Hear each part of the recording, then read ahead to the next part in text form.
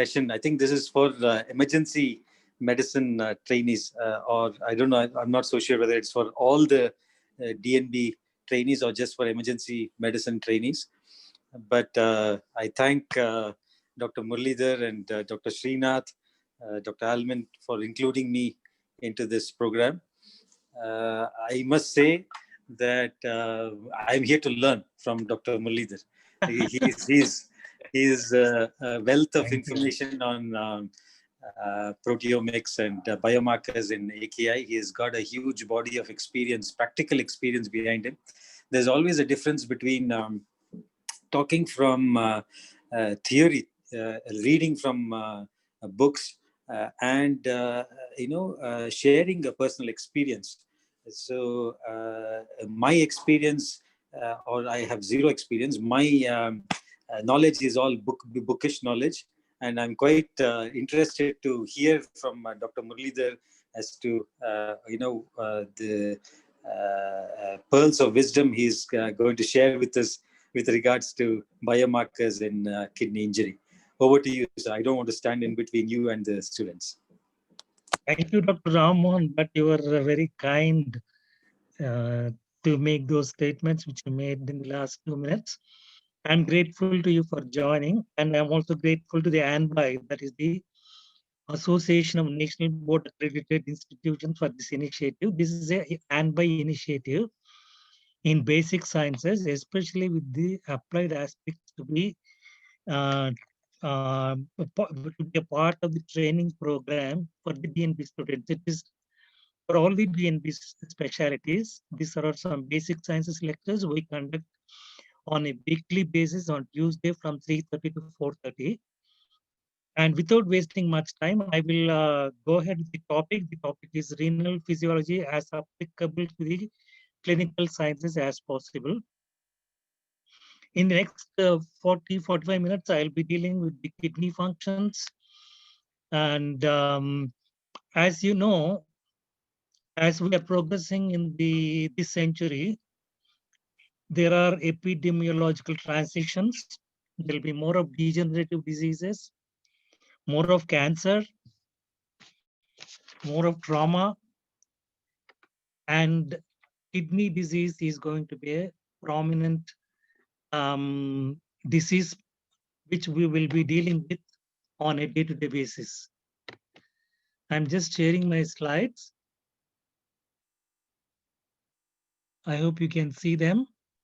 Yes, sir. Yes, sir. We can share. We can see the screen, sir.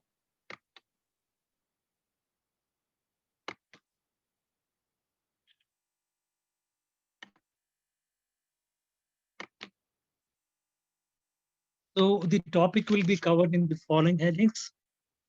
In a brief manner, of course, in the next 40 minutes, I need to finish. So we'll touch upon the anatomy, physiology, how we measure kidney function, how does creatinine fare as a marker of kidney function, especially in acute conditions, what is glomerular filtration rate, what are the biomarkers, what are the criteria used for diagnosis of acute kidney injury, what is the clinical application of this knowledge, and I will just touch upon sepsis-associated acute kidney injury, because any patient in any specialty can develop sepsis and land with acute kidney injury, or a patient with acute kidney injury can land up with sepsis. So both are possible.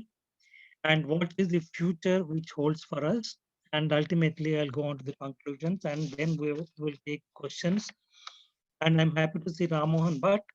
He also can contribute when we tackle the questions. Coming to the basic anatomy, kidneys are pair of kidney bean-shaped organs, which is present on either side of the vertebral column intra-abdominally, retroperitoneally, and each kidney is about 4 to 5 inches long and weighs about 350 grams. And coming to the functions of the kidney, functions primarily is the removal of waste products of metabolism, but it is not the only function. It does several other functions, like maintenance of the fluid balance, maintenance of the intravascular volume, acid-base balance, especially very important, electrolyte and acid-base balance. It also controls the vitamin D metabolism. It has some hormonal functions in terms of secretion of renin, prostaglandins, erythropoietin, etc. So it has multiple functions. It's not related only to excretory function. The renal blood flow is about 25% of the cardiac output. Though if you take the weight, it's about 0.2% of the body weight. It gets 25% of the cardiac output. It has to filter the blood to remove the waste products of metabolism and maintain other functions which I mentioned in the last minute or so. And all the blood in the body passes through the kidney several times a day. And the kidneys contain tiny factories. I label it as factories, which are continuously working all the time, 24 hours a day, without rest, keeping the body running. And these factories are called as nephrons. And each kidney contains about 1 million nephrons. Please remember, this is 1 million nephrons. And each nephron contains a glomerulus and a tubule. This picture shows the renal vasculature on the left side. This is the renal vasculature, and these are the nephrons. If you come to the renal vasculature, you have the interlobar arteries. This one is the interlobar artery, which becomes the arcuate artery and divides in, which then branches off into interlobular arteries, from which you get the tuft of glomerular capillaries from the afferent arteriole, and then from that you get the efferent arteriole, which goes into the renal parenchyma. This is about the renal vasculature, and on the right side you see the tubules. There are two nephrons shown here. One nephron which is a relatively short loop of Henle, and the other nephron which is also called extramedullary nephron, which has a long loop of Henle. These are the two different types of nephrons which are contained, and these long looped nephrons are ultimately responsible for maintaining the concentration of the urine and the fluid compartment in the blood. From physiological point of view, the most important thing we need to note as physicians, not limited to nephrology, but all the physicians should know that renal blood flow, the percentage of renal blood flow that goes to the medulla is a fraction of that which goes to the cortex. So most of the blood goes to the cortex where it is getting filtered, but little bit is going to the medulla. And also, if you look at the oxygen tension in the cortex, it is 50 millimeters of mercury, whereas in the medulla it is 8 millimeters of mercury, which means that medulla is vulnerable to ischemia as well as hypoxia. This is a very important point, which is a clinical bearing. It is the medulla which suffers damage whenever there is hypotension or hypoxemia. This is a structure of the glomerulus. Glomerulus which is the filtering area of the kidney. As glomerulus has 5 basic components, we have the capillary endothelium. This is the afferent arteriole, and this is the efferent arteriole. The blood comes into the tuft of capillaries in the glomerulus and then goes off into the efferent arterioles, and the filtering surface will contain the endothelium of the capillary. Then you have the visceral epithelium, and in between you have the glomerular basement membrane, and you have the parietal epithelium, and this is the Bowman's capsule, and the filtration occurs here. And there is a process called tubuloglomerular feedback, which maintains the internal milieu very accurately and precisely, so that all the tissues in the body are in correct acid base and electrolyte medium as well as fluid status.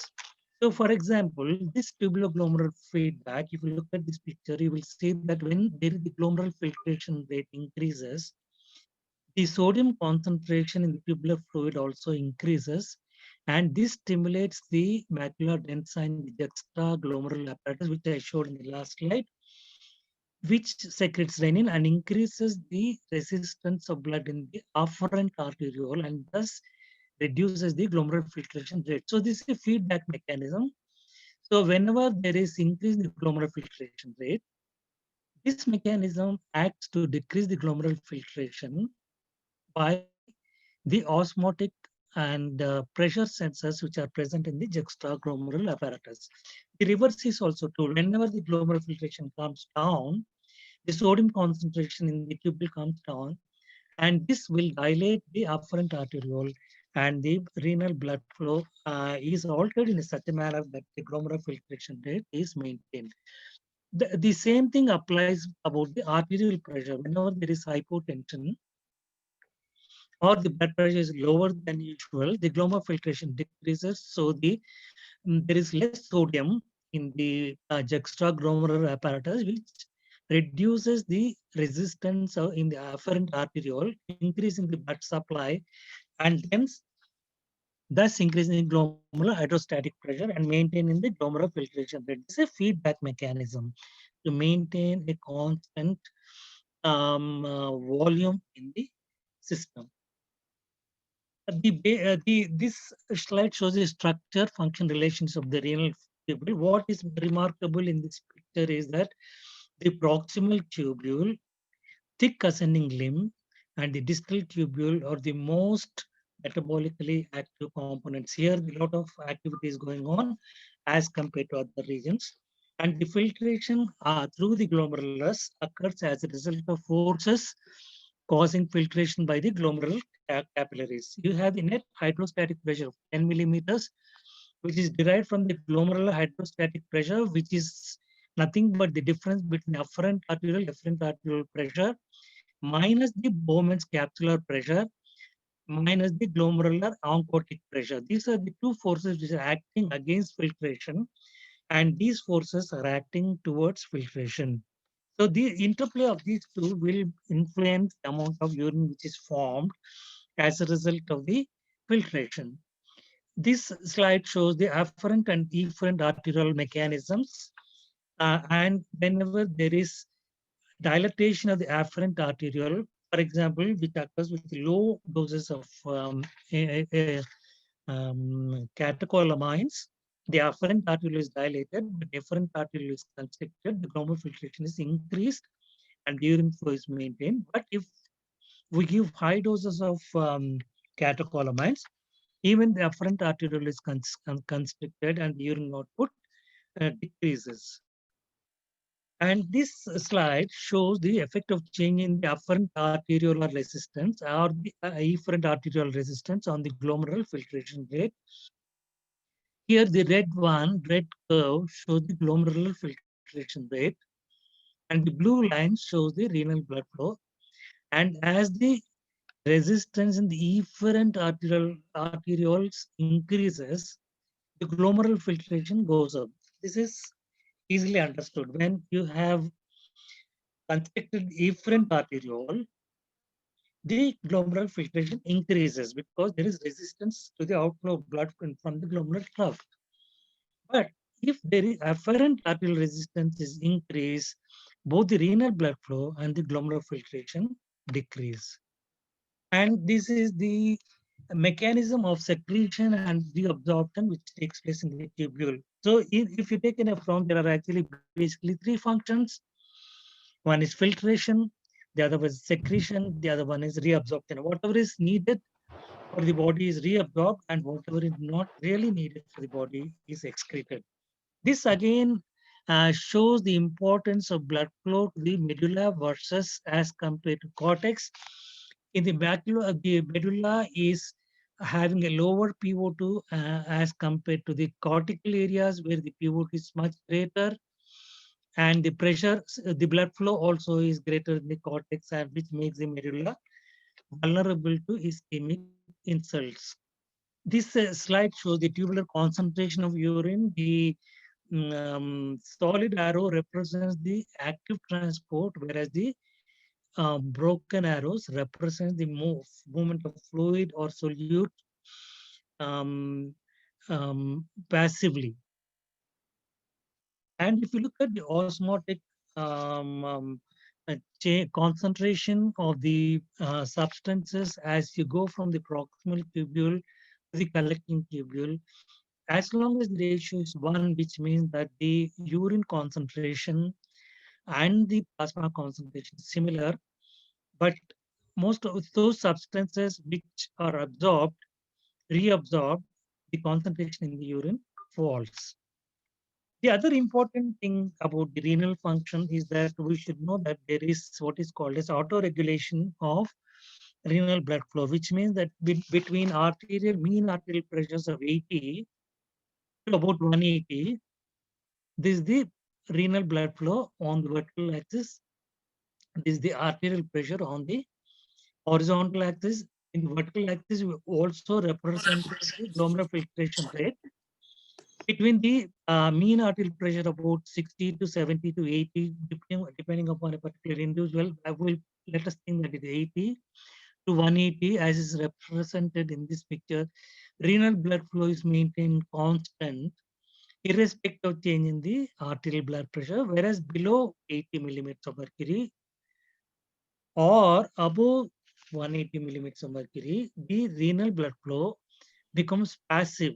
Below 80, it decreases. Above 80, it increases. So this is called the autoregulatory phenomenon, which is exhibited in most organs, and it is typically important when you are talking about kidneys, because we have patients who have hypertension and diabetes where these autoregulatory levels may be altered, and we need to understand that if we have to keep the autoregulatory, the blood pressure management within the autoregulatory level, within the autoregulatory range, so that the glomerular filtration is occurring all the time. This slide shows these changes in the osmolality um, as the filtrate passes through the proximal tubule, loop of inlet, distal tubule, collecting tubule, and the urine, the changes in the osmolality, which is 300 in the plasma, in the blood, it keeps changing as it exits through the urethra into the urinary bladder, and the final osmolarity is dependent upon the effect of the antidiuretic hormone.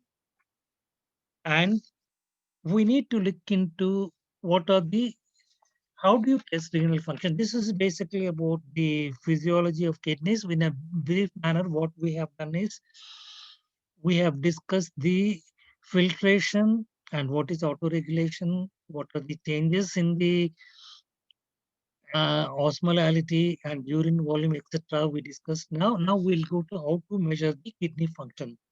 So when you encounter the patient in the either in the outpatient department, in the wards, emergency, or in intensive care units, or in the operating rooms, we need to measure the kidney function to be able to know that the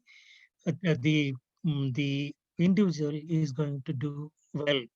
If the kidneys fail, then the individual is not going to do well, of course. So what are the measures of kidney function? The first and easiest parameter of kidney function is the urine output. This urine output is used by the Rifle criteria, the Akin criteria, and Kiddigo criteria, which I will mention it in the next couple of slides. And we have the serum creatinine, which is the gold standard for measurement of kidney function. And we have creatinine clearance and glomerular filtration, which are more or less similar. And we have the blood urea nitrogen, urine specific gravity, osmolality, urinary sodium, fractional excretion of sodium, and renal blood flow. We'll be mostly concentrating on the urine volume and serum creatinine to a large extent. And the oliguria is defined, oliguria, which will be mentioned in the criteria for diagnosis of acute kidney injury, is defined as a urine of less than 0.5 ml per kilogram per hour. The normal urine output is about 0.5 to 1.5 ml per kilo per hour. as I said, the most easy and common parameter of renal function which can be measured is the urine output. And the next parameter is blood urea nitrogen, which is produced as a result of hepatic metabolism of urea.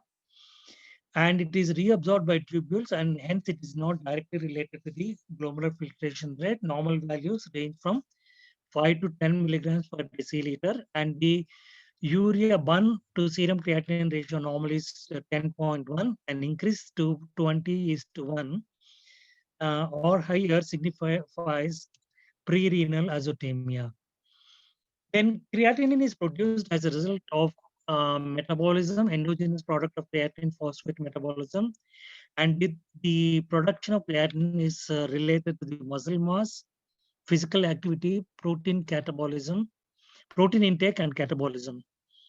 In a steady state, that is when there are no acute changes, serum creatinine concentration represents the creatinine glomerular filtration rate, and it can be used as a marker of kidney function. Because it is freely filtered by the glomerulus and neither secreted nor reabsorbed, this creatinine is a good parameter for monitoring renal function, and you can determine the glomerular filtration rate if you know the plasma creatinine value, urine creatinine value, and the volume of urine excreted. The relationship between the glomerular filtration rate, that is mentioned as clearance here, and the plasma creatinine concentration on the vertical axis is exponential and reciprocal. That is, if the clearance is high, creatinine will be low. If the clearance is low, the creatinine will be high. But this relationship is not linear, and most important thing in this slide to note is that unless the creatinine clearance or the glomerular filtration comes to up to 50% of its normal value, if you take 120 as the normal, 120 ml per minute, unless it comes less than 60, the creatinine does not start to rise. Very important point. So if patient has mild to mild, maybe moderate renal dysfunction, the creatinine estimation itself may not be enough to tell us what is going on with the kidney function. And this is the another slide which illustrates that if you take the nephrons here, if there are 1 million nephrons, until 50% of the nephrons have been destroyed or dysfunctional, the creatinine does not start to go up. This is very, very important, which makes creatinine, though a gold standard, difficult parameter to assess the kidney function, especially when there are mild to moderate degrees of renal dysfunction. What are the factors which they affect the kidney level of creatinine? It, as I said, the protein intake and the method of estimation of creatinine and the volume of distribution, that is in acute operative settings when there are fluid fluxes, creatinine concentration may not really reflect the amount of kidney damage. And on the right side, the parameters which affect the creatinine in chronic state is shown. So the limitations of creatinine as a parameter of uh, limitations of serum creatinine as a parameter of glomerular filtration rate is mentioned here. It is may also dependent on the body weight and muscle mass. If you have an athlete who is 70 to 80 kilos and has a creatinine 1.3, it might be normal for him. But if you have a person who is skin and bones and weighs only 40 kilos, creatinine 1.3 is maybe abnormal for him. So this is though the absolute value may be similar in both the individuals. For one, it is normal, and for the other, it is abnormal. So this has to be kept in mind. And coming to glomerular filtration rate, clinically, the two methods are used. Cockcroft-Gault equation is used, or the modified diet in renal disease can be used. The formula is mentioned here. In our hospital, we are using the MDRD equation. to determine the estimated glomerular filtration rate. And the other issue about the creatinine is that it is a relatively late marker of kidney dysfunction, especially in the acute settings. If the patient is landing up with acute renal failure in the critical care unit or in the surgical operating room, the creatinine does not go up, though the kidney is damaged till 12 to 24 hours or even later than the insult. So it's a bit late marker. So we need to look into parameters which can tell us about the renal injury a bit early, in which is why there are so many biomarkers which have been developed to look as a marker of kidney injury. Several biomarkers have been elucidated. Each biomarker can be categorized into one of the three groups or four groups which is mentioned here, which are filtration-based markers, biomarkers reflecting renal tubular cell damage, biomarkers reflecting renal tubular cell dysfunction, and the biomarkers reflecting tubular cell response to stress. So there are four different groups of biomarkers, and I'm told that there are at least 50 biomarkers which have been identified. But as far as till now, none of them have stood the test of time, and they're not routinely available in most centers. But we have looked at neutrophil gelatinase associated lipocalin and what is called as nephrocheck, which includes tissue inhibitor metalloproteinases 2 and insulin growth factor binding protein 7. These two are combinedly referred to as nephrocheck. We have some experience with that. And if you look at the creatinine which goes up after surgical procedures, the amount of creatinine which goes up depends upon the degree of surgical damage. Greater the damage done by the surgery, for example, minimal access surgery, this refers to cardiac surgery, but it's applicable to any other surgery. This is cardiac surgery. Port access surgery, where you make small incision and minimal tissue damage.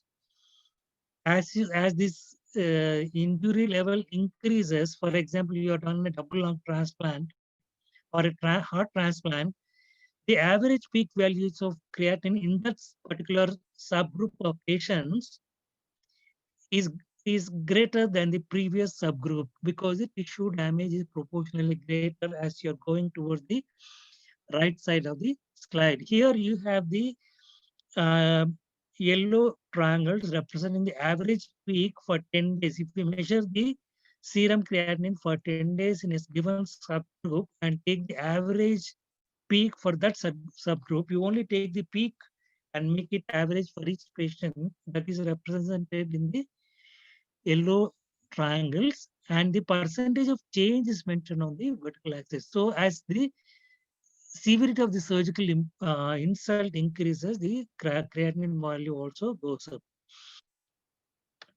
And now we come to what are the criteria for diagnosis of acute kidney injury. There are three major criteria which have been elucidated, and they are slightly different from each other, but all of them use urinary output as parameter. Less the urinary output less than 0.5 ml per kilo per hour is taken as one parameter, and the level of serum creatinine increase is taken as another parameter. And if the patient needs renal replacement therapy, that is considered severe acute kidney injury. This slide shows mechanisms for serum sodium and volume regulation in response to decreased extracellular volume. Suppose you have a patient who is bleeding or who has vomiting and diarrhea, or who has burns, who has lost some extracellular volume, the atrial natriuretic peptide will be secreted from the heart, and the cardiac output decreases, and then renin is secreted from the kidney as a result of reduced filtration rate going to the juxtaglomerular apparatus, and which in turn activates angiotensin conversion from angiotensinogen, which in turn causes liberation of mineralocorticoids from the adrenal cortex, trying to maintain the intravascular volume. This is associated with decreased baroreceptor stimulation, increased sympathetic tone, which again try to maintain the renal glomerular filtration rate and the internal body milieu. This is the effect of decreased extracellular volume and the cause for decreased renal output in a patient with decreased intravascular volume. And if you take a patient who's undergoing surgery, the factors which are responsible for perioperative acute kidney injury can be categorized broadly into procedure-related factors and the patient factors. Procedure-related factors means the factors which are related to the surgical procedure itself, which may lead to systemic inflammatory response and accumulation of uremic toxins and acute uremic complications ensue, leading to renal impairment. Patient factors basically border on to the include the comorbidities, especially in terms of diabetes, hypertension, etc. Pre-existing renal impairment, of course, is a patient factor which contributes to renal impairment, which is associated with morbidity and mortality, increased for length of hospital stay, and resource utilization is increased, and cost of treatment also grows up proportionately. This slide shows what are the clinical risk factors associated with post-operative kidney injury, which this can be classified again into pre-operative, intraoperative, and post-operative factors, and the related factors are mentioned on the right side of the slide. You have the low output state, use of contrast agents, infections, use of vasoconstrictors, low output state, ischemia, reperfusion injury, release of myoglobin or breakdown products of RBCs, that is hemoglobin, that is circulating plasma hemoglobin, transfusion of blood, and perioperative infection, sepsis. All these are the intraoperative and post-operative factors which may contribute in the causation of acute kidney injury. If you look at on the left side, there is also mention of genetic background, which means that if you take two patients and subject them to similar insult, suppose they undergo surgery, for example, pneumonectomy or cardiac surgery or any major surgery in the abdomen, for example, cancer surgery, etc. The two patients with two different genetic backgrounds, one patient who is predisposed to kidney injury, the other one does not have genetic predisposition. It is the patient who has the genetic predisposition to kidney injury will develop kidney disease, kidney failure, whereas the other one will not develop kidney injuries. So there is a lot of work going on in this direction. This is the genetic predisposition to kidney injury in surgical procedures. And as you know, when the kidney injury occurs, it's a combination of genetic factors as well as the environmental factors. We need to pay attention to the environmental factors, that is maintenance of the intravascular volume, maintenance of perfusion pressure, maintenance of the oxygen delivery in terms of hemoglobin concentration in the blood, and maintenance of oxygen saturation. These factors are the environmental factors, and also other environmental factors are microemboli, inflammation, toxins, nephrotoxic drugs, and inflammatory mediators. These are the other group of things which cause insult to the kidney. And if we are able to control these, even in patients who are prone to kidney injury, we may avoid or totally mitigate the effects of these harmful things on the kidney and safeguard the patient's kidney during the surgical process. Coming to the last bit of my talk about the renal injury in septic patients. A patient who develops sepsis may come with sepsis, along with sepsis, admitted to the intensive care unit, or a patient who already has kidney insult may develop sepsis. So if such patients present simultaneously with sepsis, it is possible to prevent acute kidney injury, especially if the patient has presented with sepsis alone. And if adequate resuscitation is done, there is no damage done and patients completely recover. But if the patients develop sepsis along with acute kidney injury, there may be partial recovery, uh, which may completely recover or it may partially recover, leading the patient to what is called as acute kidney disease. So these two terminologies are slightly different: acute kidney injury and acute kidney disease. This is again reversible, but it may progress onto chronic kidney disease. And if a patient who has made complete recovery after septic insult, if subjected to repeated insult, especially in terms of sepsis or cardiovascular disease, that pushes him again into the acute kidney injury, which is again may lead to chronic kidney disease, which might require renal replacement therapy on a long-term basis. Patients who develop and require renal replacement therapy after surgery, 50% of them die. So it is vital to know what are the factors which are responsible or predictors of renal replacement therapy before surgery itself, and try to sort out those problems. And the people who survive renal replacement therapy, acute kidney injury needing renal replacement therapy, it is mentioned that up to 30% of them need renal dialysis on a regular basis, which means that patient becomes chronic kidney disease patient needing dialysis on a regular basis. This is very, very undesirable.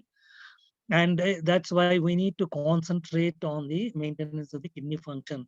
The kidney, unfortunately, is such an organ which does not complain. Please note this. Whereas if you take the heart, you have the ST segment going up, the troponin going up straight away, and patient having chest pain or other systemic manifestations of ischemic heart disease. But in kidney, it does not happen that way. The kidney suffers silently till about 50% of the kidney is not functional. Please note this. So then only the creatinine starts to go up. Then you see the renal output coming down. So you have already lost a precious time in knowing that patient is landing of kidney issues. And as I said, if the patient is pushed on to acute kidney injury, severe enough to need renal replacement therapy, 50% of the have suffer hospital death, which means that within 30 days of surgery, they will die. So it is vital to note all the points which I mentioned.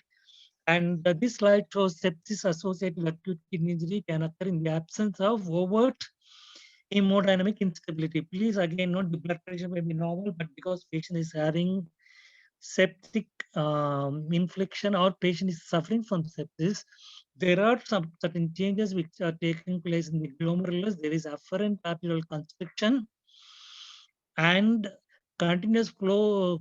There is edema, interstitial edema, increase in the oxygen diffusion distance, and sluggish flow of blood in the renal capillaries, which again pushes the patient to acute kidney injury, which is manifested in terms of oliguria, uremia, I mean, increased creatinine levels, and acidosis, increasing potassium levels, fluid retention, and need for renal replacement therapy.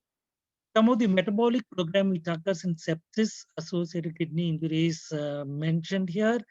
There is the cell, what it does is it reprioritizes the energy in a septic patient. The cell reprioritizes the energy at the end, at the expense of cellular function. So cellular functions are neglected. For suppose there's a flood, you are concentrating on everything, or if there's a calamity, you're concentrating on the calamity and the routine functions are neglected. Exactly same thing happens here when there is sepsis. The cell tries to mitigate the sepsis by providing energy to meet the metabolic needs, increased metabolic needs, and the routine cellular function suffers, and this creates havoc in the cellular um, um, functions. So in effect, I would like to conclude this slide because I would like to see or listen from Ramon Bhatt what is his input regarding this subject. The conclusions are mentioned in the next two slides. I'll quickly go through that. We said that the kidneys not only excrete metabolic waste in terms of fluid, electrolytes, potassium, hydrogen ions, urea, etc. All the waste products are excreted, but also it retains the nutrients. It regulates the water balance, that is the volume of the intravascular, intracellular, the extracellular, intracellular, intravascular volume. Everything is regulated by the kidney function, the electrolyte concentration, the acid base management, and ultimately the production of hormones are vital components of the renal function. And also mentioned of that the renal kidneys are responsible for vitamin D metabolism. The bone metabolism is regulated by the kidneys. They are silently working, but very important. They are silent workers. As I said, the kidney constitutes only 0.5% of the body weight, being 0.700, sorry, 700 milligrams in the individual who is 70 or 80 kilos, and 20% of the cardiac output is going to the kidneys. So much blood is going to the kidneys, but the medulla does not get that much. So there is a differentiation of blood flow in the kidney itself. So medulla is vulnerable to ischemic and hypoxic insults. Very important point. Please note this one. And we also said that there is auto-regulation between the mean arterial pressures of 80 to 180 millimeters of mercury. Some books mention as 60 to 150. So you may take either make it as 60 to 160 millimeters of mercury. We usually do not go beyond 160 millimeters of mercury as a mean arterial pressure. 60 to 160 millimeters of mercury. The renal blood flow is maintained constant in a normal individual, but this is altered in patients who are elderly, diabetic, hypertensive, or if you're giving a vasodilatory drug. The next thing is whenever there is a sympathetic system nervous system, sympathetic nervous stimulation, or decreased renal perfusion, that is whenever the blood pressure is fallen, or decreased delivery of sodium to distal convoluted tubule, renin is secreted by the juxtaglomerular apparatus. And this is important to maintain the tone of the afferent arteriolar vessels and maintain the intravascular volume and other uh, needs of the body. The tests that are commonly used for preoperative evaluation of renal function include serum creatinine, which is the gold standard. As of now, that is the gold standard.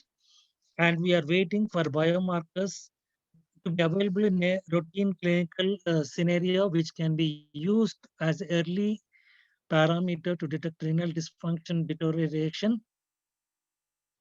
And we also mentioned that a 50% decrease in the nephronal function must occur before the creatinine starts to rise. So another important point, if there is 20% decrease in the renal function, the creatinine does not go up. 60% also does not go up. It has to be 50% or more than 50% loss of kidney function will be manifest clinically or as a biochemical parameter.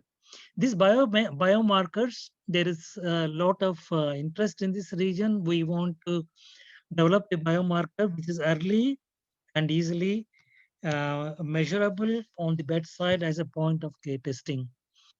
And one word about dopamine. Dopamine is expected to improve the renal perfusion by acting on the dopaminergic receptors, increasing the renal perfusion. But in the clinical setting, it is not shown to be of benefit in critical care units and in patients who develop acute renal failure.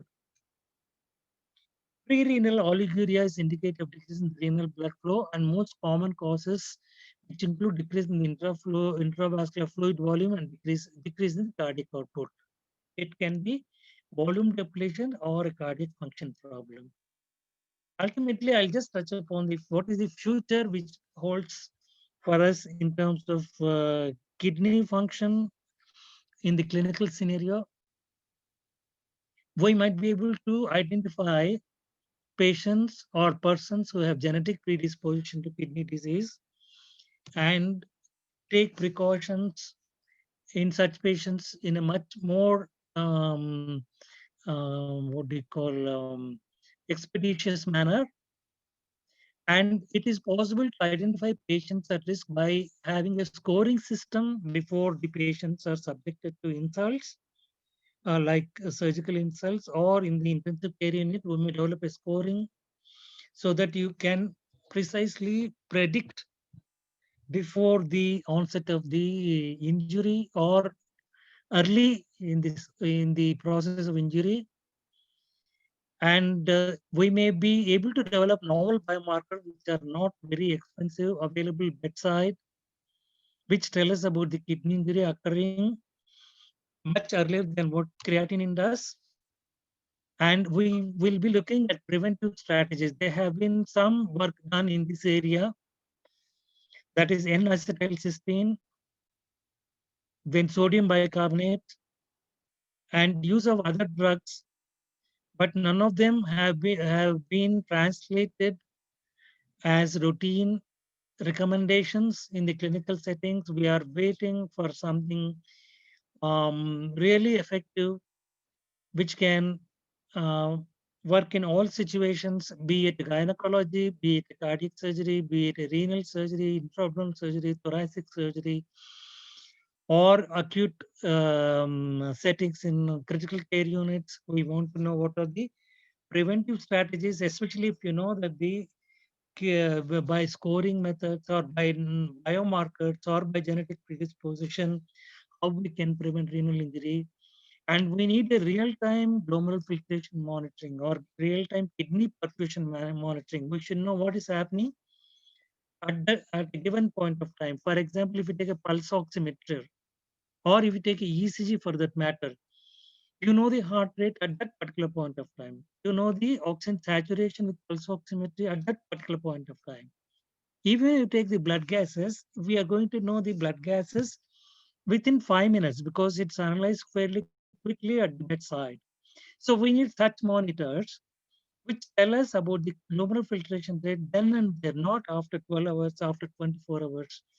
So we have to develop some strategy to know what's happening with the kidney in a real-time manner. And we need to develop the treatment algorithms. Normally, whenever we have kidney patients, usual recommendations are that avoid nephrotoxic drugs, avoid dehydration, maintain volume status, maintain euglycemia, maintain hemoglobin, maintain oxygenation. These are all the, tested parameters to maintain renal perfusion, but none of them is specifically addressing the renal parameters. We have to maintain the patient in toto as far as the renal perfusion is concerned in terms of mean arterial pressure, volume status, then avoiding increased venous pressures. You have to avoid hypervolemia, maintain hemoglobin, maintain tissue oxygen saturation, and maintain microcirculation. That is also very important. So all these things have to be taken into consideration. And this is my last slide. The problem of kidney is a bit misty, but I'm sure with the coming time it becomes clear, and we will be able to identify all the factors which are necessary to maintain the kidney function very early so that we can take preventive measures and safeguard the patient's kidney function. I'm dealing with kidney function, so I'm concentrating more on kidney function.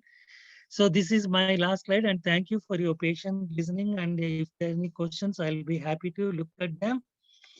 And I would like to wait for comments from um, Dr. Ram Mohan Bhatt, and also I think we have Dr. Baliga present. Please give your input, and if you have to say anything, please feel free. This is a free forum. We have about 3-4 minutes now. We have to close by 16:30. We have 3 minutes. Thank you for that wonderful lecture, sir. Thank you. Um, Thank you. You've tried to encapsulate a lot of things in 1 hour, which is very difficult, but you've done a very good job. Thank you. Thank you. You So know, I much. don't know what else I can add, but you know, 2 or 3 Yes, yes. things that I wanted to mention. Absolutely. One is, you know, the nephron mass that probably we Asians have is probably less than what you know is written in literature. Excellent. Excellent point. So Yes, yes. that has got a lot of you know implications to how we have to look at renal function or dysfunction in our subset of you Right. know Right. people Right. that we deal with. So although it is mentioned that each kidney will have 1 million nephrons, in reality probably the Indian subcontinent probably we don't have as many. We don't have good data to back and say that this is exactly how much we have, but we know that we have less nephron mass. So we are at higher risk as compared to the Caucasians or the Afro-Caribbean Right. Very important point. I really appreciate this point. population. In intake Yes. from for generations together, you know, our GFR is also slightly on the lower side. So, but then we probably have more reserve. Oh,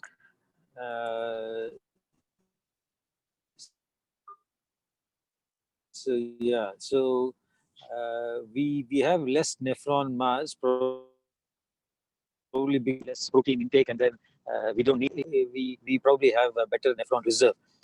right. These things become important for us when we look at the GFR or the renal function of our donors. Many of our donors who have seem to have suboptimal GFR, when we do a protein challenge GFR, give them albumin infusion and check their GFR again, you know, Yes. they seem to increase much more than people who have a high protein intake. Oh, So that is one comment, and then number two is, you know, the importance of tubules in the overall renal function. You know, from the very beginning, as nephrologists as well, we've been concentrating on the function of glomerulus, but then in the last decade or so, we've realized that a lot of function is done by the tubules actually. So, right. you know, if there is 200 liters of filtrate at the glomerulus level, it's Yes. only about 1.5 or 2 liters of urine which comes out. Yes. Yes. So Yes. 98, 99% of the filtrate is actually reabsorbed, which is a big metabolic task for the medulla, Right. which Yes. is actually, you know, getting less nutrition in terms of both oxygen and other nutrients, but still it is doing more work, and hence it is actually the one which is at a higher risk whenever there is hypoxia. So the importance of tubules is coming into the fore, and more nephrologists and you know investigative nephrologists are concentrating on tubules and their role in renal function and dysfunction of late. That is Yes. another thing. Yes. The third one would be that you've also mentioned that creatinine is not a very great marker, but then that is the best one we have. Right. We are still waiting for something which is better, especially whenever there is acute kidney injury.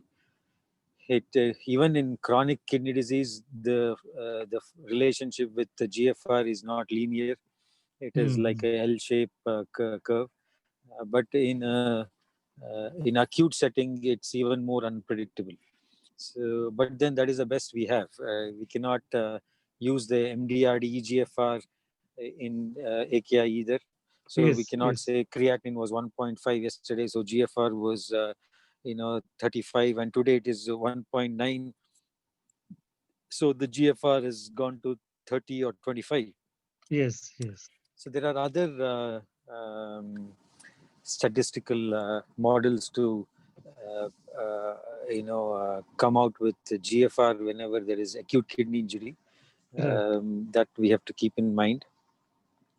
And MDRD is only for CKD, not for acute renal Right, injury or right. rapidly Yes, progressive yes, renal disease. And yes. then the other aspects of kidney which is coming into the fore of late is its role in immunology. It definitely, so most of our CKD patients have a lot of immune paralysis, Right. which remains very unexplained. So the three things which our CKD5 patients are very prone to is one is cardiac events, cerebrovascular events, and number three is infection. Yes. So they are hugely predisposed to infection, and kidney is one of the main targets of many immunological diseases. So there is a Mm. lot of immunology related to kidneys which are yet to be figured out. So I Yes. think the future is very bright in people who want to look into immunology and kidneys. Right. We've always talked about whenever we talk about kidneys, we talk about measuring it in terms of the excretory function. We've never looked at Yes, other yes, functions, and least of all is the immunological yes, aspect to it. yes, That yes. is another thing, and it's all, it's very difficult to encapsulate whatever you've done in the last 45 minutes or so. But that is another thing which is very interesting. So I always tell nephrology is still in its infancy as far as Mm. the specialty is concerned. There's so much to There be are done lots in to do. nephrology, and there's so much of crosstalk. Just like cardiorenal syndrome, Yes, yes, yes. kidneys seem to be at the center of every single organ function in the body, be it the cerebrorenal axis, the cardiorenal axis, the gut renal axis. So there's a lot of research going on into the gut renal axis as well. Yes. It's not just the hepatorenal syndrome, even gut dysfunction has got an impact on renal issues or vice versa. Right, right. So all these things are very exciting for any future Yes. nephrologist. So if there are people who doing medicine in the forum, nephrology is what you should be doing next. Yeah, yeah, Thank you. yeah, yeah. Thank you, Ram. Very nicely, nice comments. All the points are very important and valid. Thank you for your comments. I'm really indebted to you for that. Pleasure, sir. And Dr. Baliga, do you want to say something last one? Because there are no questions on the chat box here. Yeah, Dr. Baliga is there? Yes. yeah, Dr. Muralidhar, that was an excellent talk, and of course the comments by Dr. Bhatt too. We Right, had him right, over right. for moderating some of our seminars. I Yes, want to ask one question. yes, Do the number of nephrons decrease as a person ages?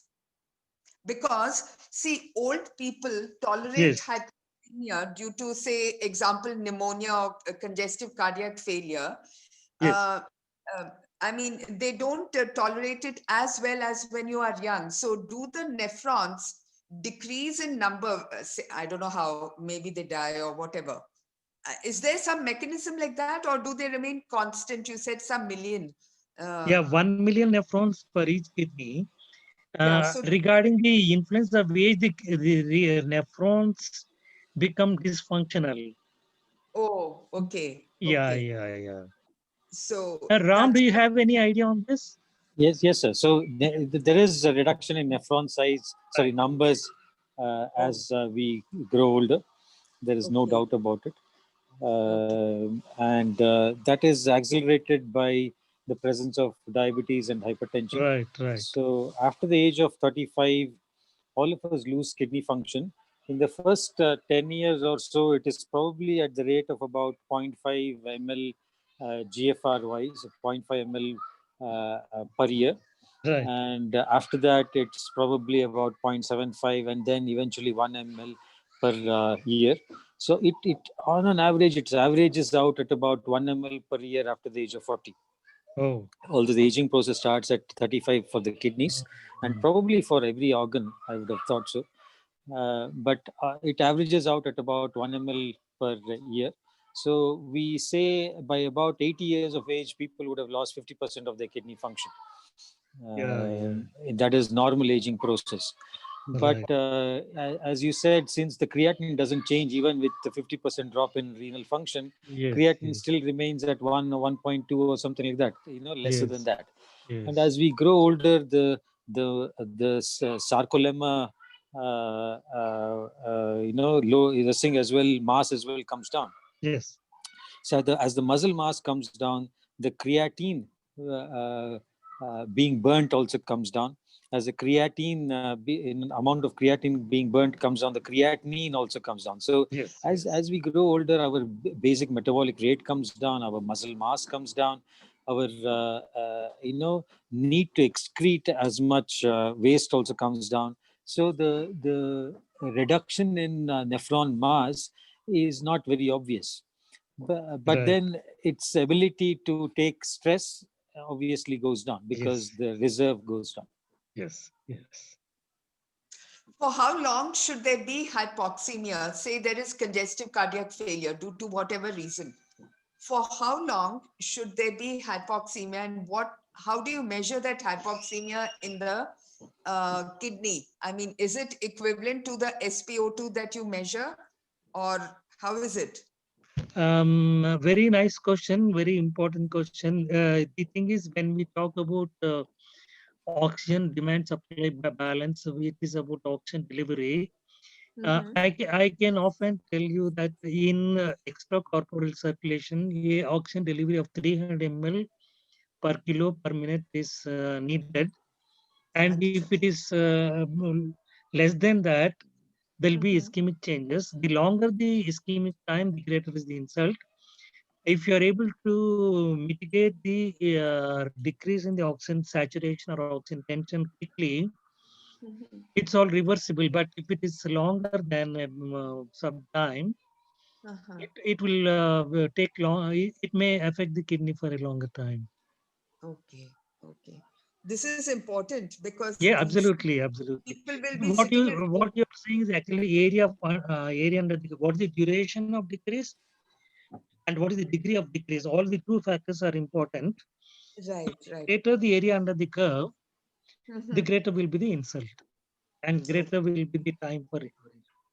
Oh, but they do recover, is it? Once they come out of failure, do they recover?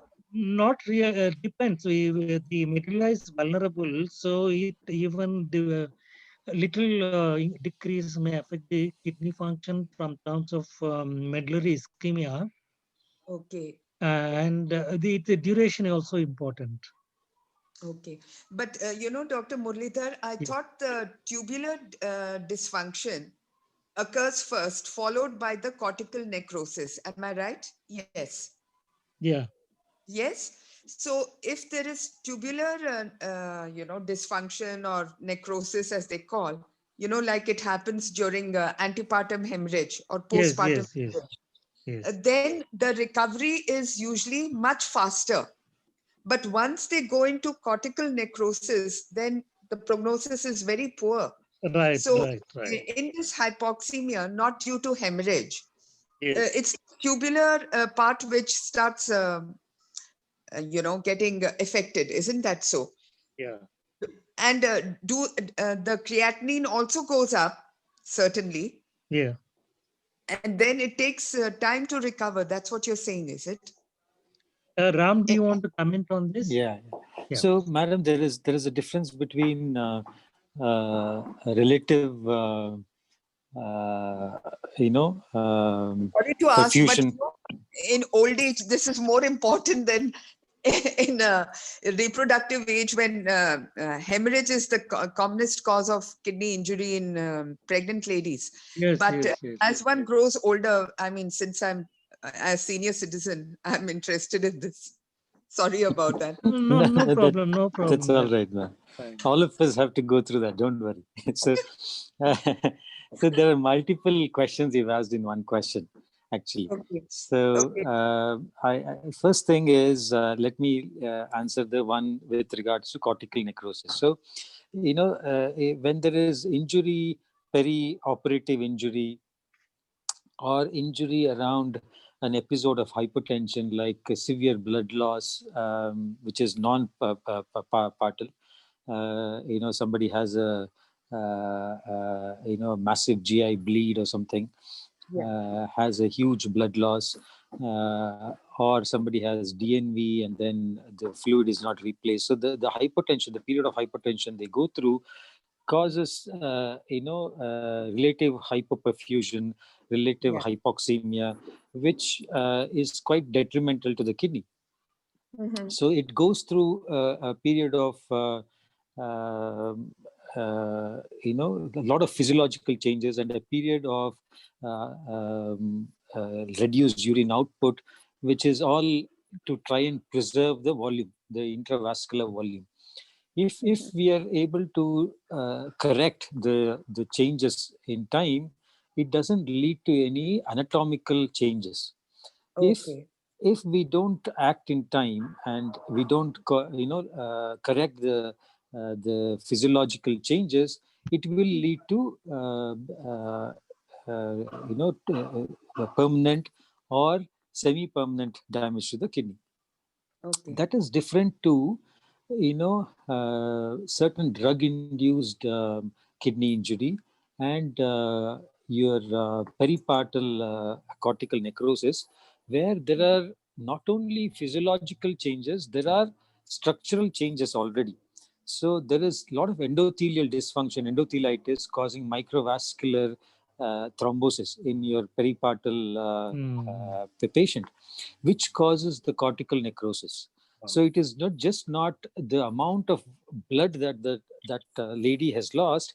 It is also the endothelial dysfunction that is playing a huge role in that set of patients. And then even some anesthetic induced injury. There is not just the hypotension which that anesthetic drug has caused. There is some additional changes which are induced because of the drug, which could be causing anatomical changes and permanent damage, even though the duration of the exposure might be quite small. Okay. So we have to differentiate the two of them. So the pathophysiology is different, in somebody having massive GI bleed to somebody having massive peripartal bleed. So we have to look at both of them as different entities. That is one thing. Then the other point I want to make is anybody who goes through acute kidney injury, even though he or she recovers their creatinine back to normal, we don't know whether physiologically they have recovered their GFR, because although the creatinine might be 1 from 100, whether from 120, whether the GFR has come down to 90 or 80, we don't know. We just know the creatinine. That's right. So there is good amount of data to show that if the same person is exposed to another insult, his or her ability to mount another acute kidney injury is much higher than somebody who's never had acute kidney injury in the past. Actually, I pointed out this in one of my slides. Yes. A patient recovers acute kidney injury in sepsis. If that person again has acute insult, he will be pushed to chronic kidney disease. Yeah, and the trajectory also changes for somebody who's never had acute kidney injury. To start off GFR at 120 at the age of 35, or somebody who's had acute kidney injury because of severe malaria or sepsis at the age of 15 or 20, and then he starts off with the GFR of 90 at the age of 35. Their trajectory is going to be different as they go along. So it has got implications with regards to how the kidneys will behave without any challenge and how the kidneys behave to a challenge in future. Correct. Yeah. So these are the two questions I could tease out from within your one question. There are probably more. Thank you. No. That's another volume. Thank you so much. Thank you, Dr. Baliga, for your questions. And In the chat, there is nothing, and we are already 15 minutes past our time. Unless you want to say something, can we close it? Yes, sir. Thank you everybody. So Thank you, from Ram.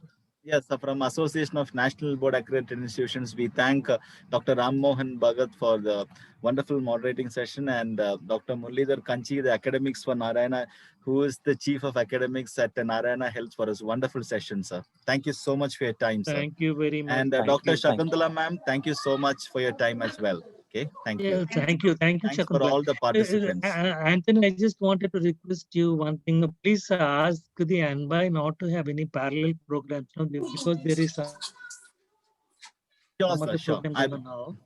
I will do So that, that sir. they have, please tell them. Thank you. Sir. Thank I you will so do that. much. See you Thank you, sir. sometime. Thank you, sir. Thank you, you. Dr. Thank you, sir. Muralidhar. Thank you, Thank Dr. you. Bhagat. Thank you. Bye. Bye.